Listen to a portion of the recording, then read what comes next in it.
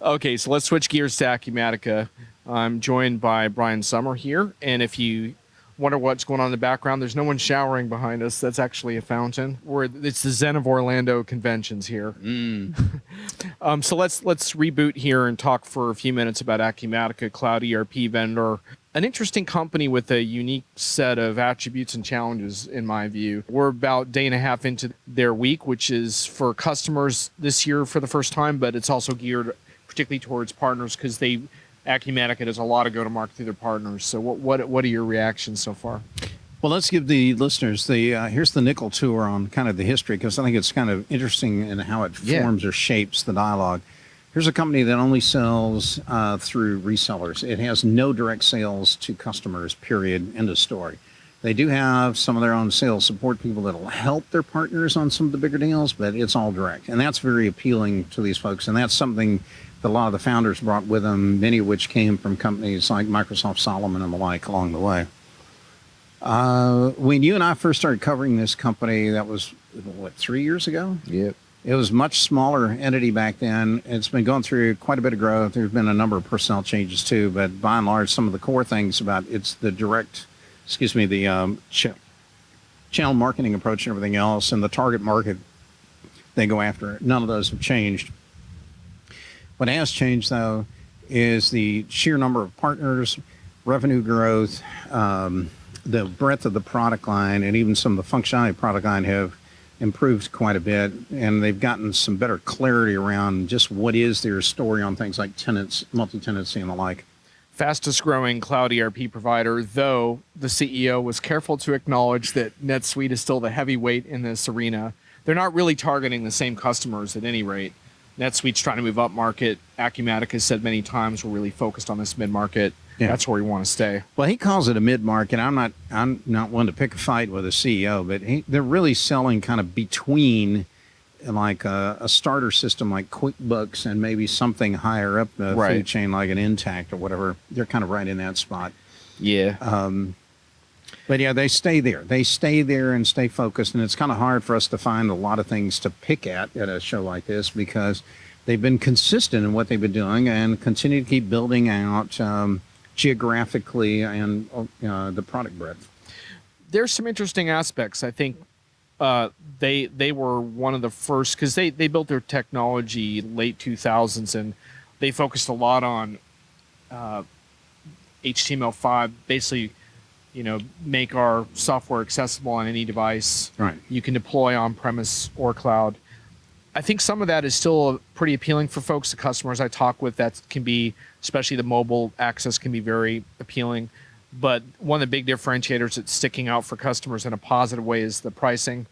Yeah. Their pricing is based on essentially metered usage. I mean, it has to do with transaction volume. So in other words, you don't have to pay per seat. So your company's growing, you want to extend this to 20 or 30 other salespeople, you want customers to be able to access a portal, you can just simply give them access, Let's take some time on this point, because this is really critical, I think, in understanding them versus the competition. Many of the competitors that they go up against on the cloud solutions sign these like 2, 3, 4 year, mostly around 2 or 3 year kind of contracts. And you work your butt off trying to negotiate that deal, and you get down to that kind of pricing, and then all of a sudden the contract will then revert when you renew in that year 3 or year 4 to this to then market kind of pricing. And the price increase can be ridiculously expensive unless you are very careful to negotiate something in advance. And having been in those kind of negotiations, I can tell you the vendors out there are very loath to let some of that feature money kind of walk away. Right. So the fact that these guys kind of hold to their pricing is very helpful. The other thing, the point you made about the it's not by user, that's key too, because I was just doing a deal with a client, and they have a whole bunch of people at their repair yards that only go into the system to requisition parts. That's it. Right. That's all they do. When they need new paint or new whatever, hoses or belts, whatever, that's all they enter in. And yet, because they're entering in a transaction, well, they have to then have a full user license to the system, which is about 11 times more expensive than a report-only kind of access. So again, unless you're just great at negotiating and can pound out and make the vendor come up with some new kind of license for that kind of lighter user, you get killed. And and likewise with some companies are just pigs when it comes to like how many invoice line items they run through. And if you pick the wrong vendor who prices by like transaction volumes, you can get hurt on that too.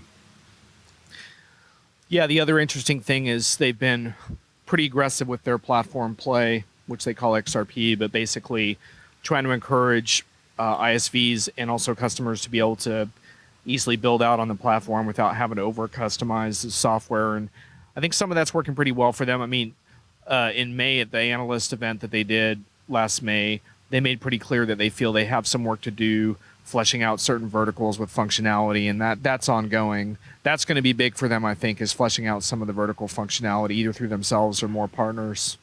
Yeah, they're going to have to they're never going to quit probably having to make investments in rounding out functionality on the given verticals. There is no such thing as just manufacturing. There's a million kind of flavors of manufacturing. And that'll be a journey that they'll be on a long, long, long time. We know they made an announcement they're acquiring intellectual property of one company here to extend out some aspects of their manufacturing module alone. That said, the platform angle is really kind of interesting. They're going to use several components that are common to the Microsoft kind of stack out there in the world, in the cloud area and .NET. But there are other aspects that are clearly, going a more open source or Linux kind of view. And that's not unexpected. When cloud companies really start building and ramping up, they're looking for some of the horsepower kind of components to probably go open source on that, save them money, and hopefully pass those savings on to customers. Right. Yeah, it'll be interesting to watch. I mean, obviously they have a name recognition thing they're working on in the market. The other thing that I think they're going to have some challenges in is they are trying to bring on bigger partners that are more specialized in certain industries. But the one thing I got from customers, I did dig for some dirt, try to get some criticism. Some customers, I think, were struggling with their partner relationship because basically with Acumatica, you're more dependent on your partner than a lot of relationships with vendors because, a lot of times like the vendor is part of the deal.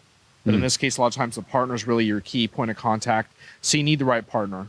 And so I'm looking forward to talking with the executives here a little bit more about their plans for sort of quality control and review of partners. I don't know a lot about that, so I'd like to learn more about that because it seems to me that they got to do a really good job of making sure that customers don't find themselves caught up in the wrong partner relationship. But, I think that's a solvable problem. I would agree. The choice of partners, whether it's for an implementation partner or it's a lifelong partner you're going to have in your personal life, is something one needs to approach with some care. This is an interesting kind of world, particularly in the smaller business kind of solutions or the small SMB market, where it does matter an awful lot. You're not buying a big brand name for an implementer. You're buying really the team that's actually going to work with it and the continuity you're going to be able to keep with that particular provider over the years. Quality and all that kind of stuff is clearly there. It's clearly got to be a focus point. And I think the days when channel partners could just look upon a customer as like an annuity and almost treat them with disdain, that won't work anymore. Yeah. And I think also some of Acumatica's customers aren't quite as savvy maybe as some of the Fortune 100 CIO types in terms of picking vendors and stuff. Some of them are new to that process, and so they're going to need education and resources on how to do that. And so, it's all part of growing pains, I think. But overall, I think it's been an interesting show. Now you have to go do some more, what do you call it, hand waving with executives, whatever it is you do in your meetings there. So we got to get this thing wrapped up. Yeah, well... I'll go wave. There'll be some thrashing of body parts. Yeah, we'll do some of that. Yeah. All right. Well, I hope that goes well, and we'll check back next time. Thanks for listening, guys.